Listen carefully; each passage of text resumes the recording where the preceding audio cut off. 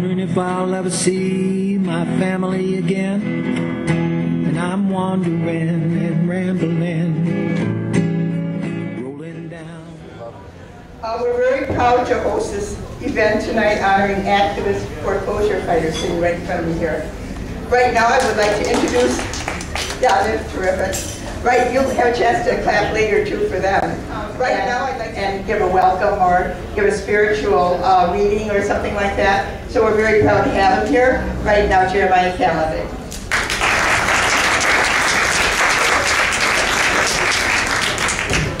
Good evening, everyone. It's an honor to be here, both as someone who's trained as a minister and as a social worker. And in a former life, I was a National Community Economic Development Scholar.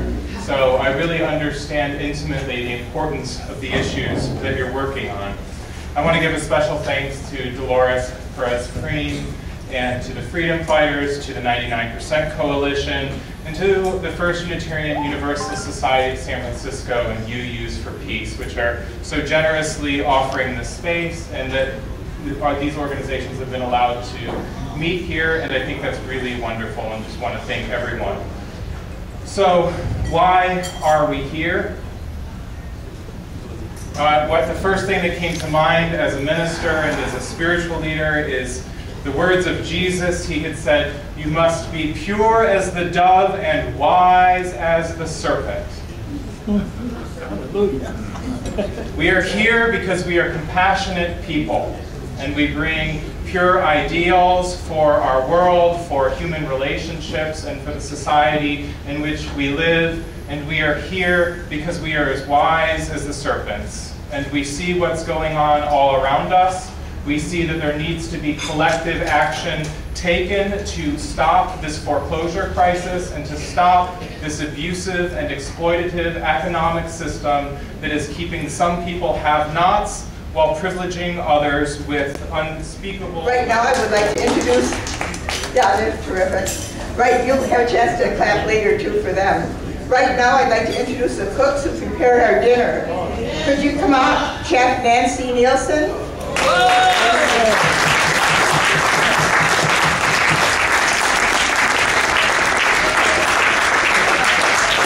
Nancy was good. And also,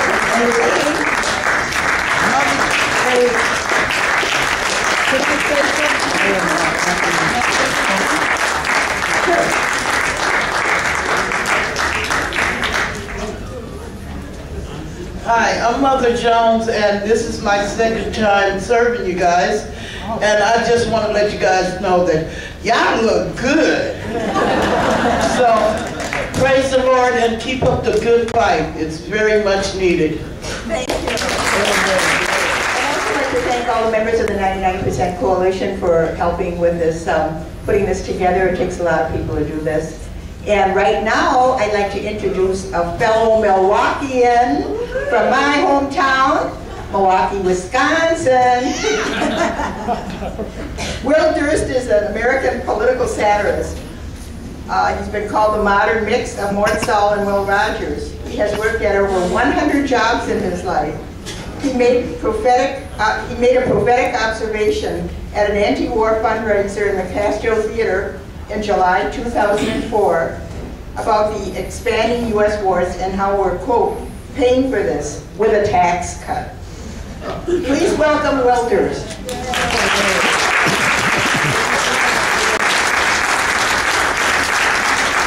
How about a man from Mr. Lotus?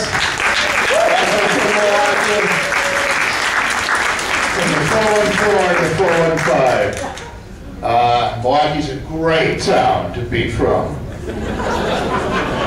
It is. It's not better or worse. It's simpler. You know, they think NATO is the past tense of neato. You ask for espresso. But it's a good upbringing. It gives you a good base. I want to thank you guys,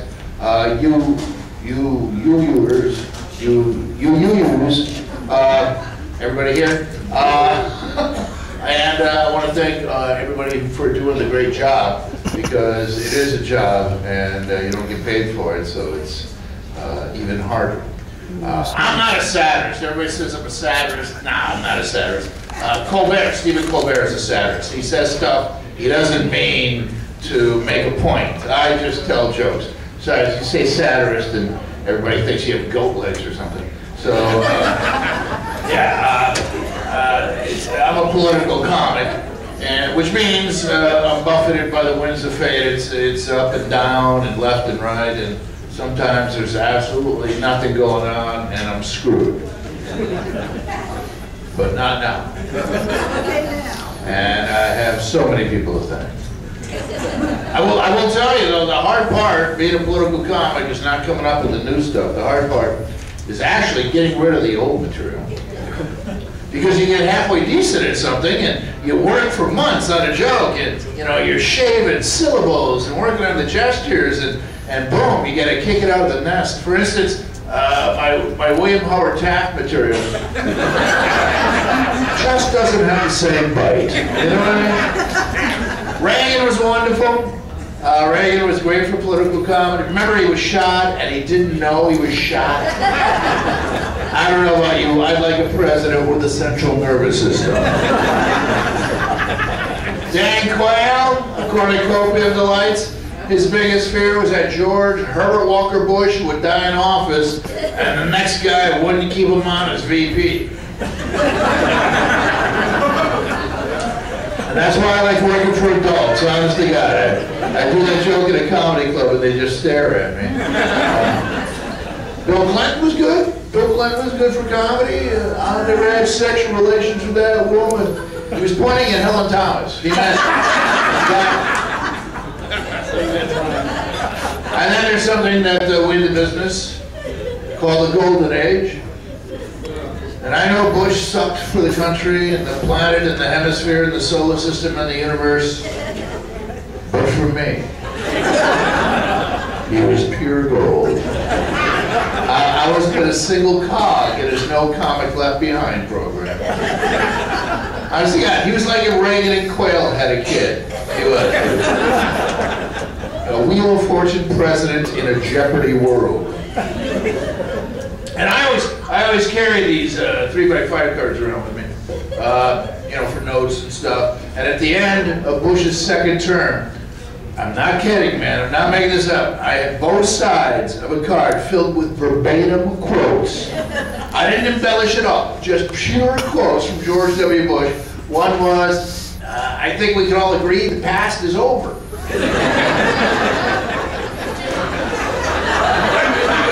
But my favorite was, the problem with the French is they don't have a word for entrepreneur.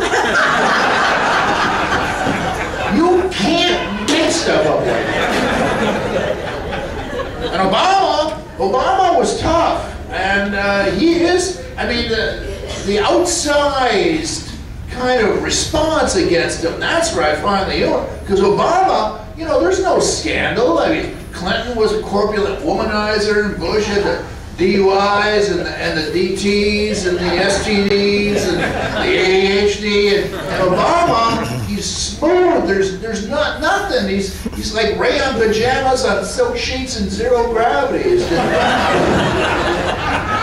No matter what you think of Barack Obama's policies, you got to admire his ability not to get involved in them.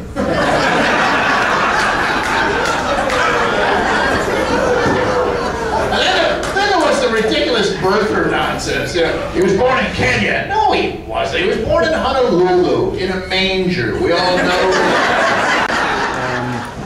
If you could just briefly just give your name and your organization. Okay, my name is Art Persico. I'm with the SF 99% Coalition. Okay, tell me a little bit about the SF 99% Coalition. How long have you been a coalition, and what kind of work you guys do?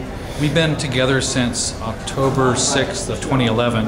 We organized ourselves in solidarity with what became Occupy Washington, D.C. For those of us who couldn't go there for their encampment, our demonstration started the same day they encamped in D.C. And we had 4 goals, and they still are our four goals, and they're up on that poster at the front of the room. Tax the rich, stop the wars, take care of the people, and protect the environment.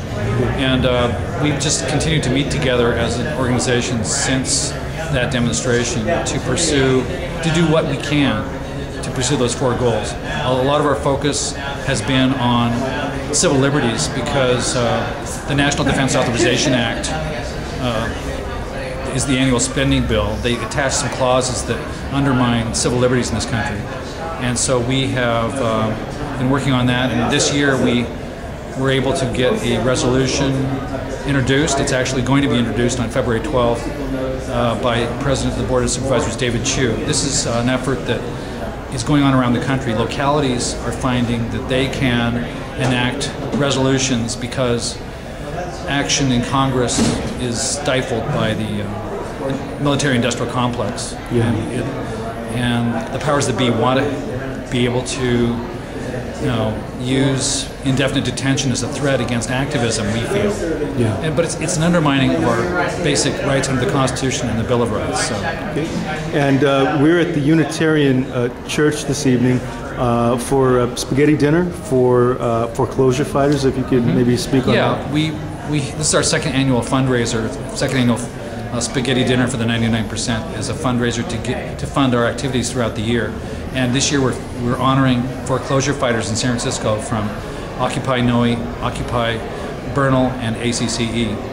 And so we want to shine a light on people who have been doing excellent work in the community to fight against the result of the 1% control over our economic system, in this case the banking system, and making victims out of the rest of us. So we hope to shine a light on that, as I said. Okay. And if people want to get involved or know more about your organization, I'm sure you guys have a website. Yeah, we have a website.